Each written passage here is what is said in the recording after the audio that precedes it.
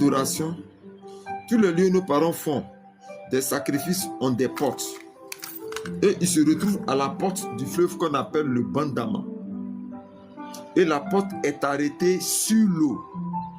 C'est spirituel. Comment est-ce qu'une porte peut être arrêtée sur une eau? C'est spirituel. Et il y a un monsieur qui est derrière lui, qui lui dit, tu vas où? Il dit, je vais chez moi. Il dit, tu fais bien de dire que tu vas chez toi. Parce que sur la terre ici, ce n'est pas chez toi.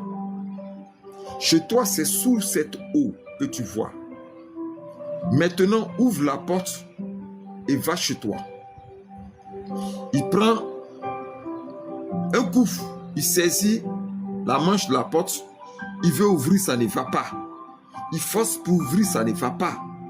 Le monsieur qui est derrière lui dit à cet homme de Dieu, vois, je te donne les clés de David. Pour que celui qui ouvre, personne ne fermera. Celui qui ferme, personne n'ouvrira. Sur la parole, automatiquement, la clé est rentrée dans la porte qui était sur l'eau.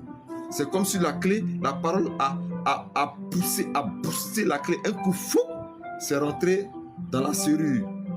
Et quand c'est rentré dans la serrure, il dit tourne. Il a tourné et brac, il a ouvert la porte. Il pousse, il rentre et il se trouve dans un royaume parallèle. Un lieu inconnu, un lieu qu'il ne maîtrise pas. Il se retrouve dans ce royaume parallèle-là. Et ce royaume est vitré. C'est comme si c'est vitré, mais les vitres de ce royaume, c'est comme si c'est de l'eau. C'est comme la blancheur des eaux. Vous voyez, non? L'éclat des eaux, le reflet des eaux, c'est comme ça le lieu est vitré. Donc, il est sous l'eau. Et un monsieur est assis avec une longue barbe blanche et des longs cheveux blancs.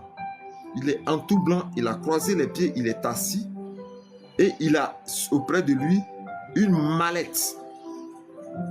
Et le monsieur lui demande, mais qu'est-ce que tu viens faire ici? Il dit, je viens chez moi. Il dit, mais tu viens chez toi chercher quoi? Il dit, j'ai dû oublier certaines choses ici que je suis venu chercher. Ok? Et au même moment qu'il est en train de parler à ce monsieur, il ressent qu'il n'est plus grand. Il ressent qu'il n'est plus une grande personne. Il ressent comme s'il est un enfant. Un tout petit enfant qui est en train de parler à une grande personne. Donc, il retourne à l'âge où il était enfant, peut-être de 5 ans, 6 ans, 7 ans. Le monsieur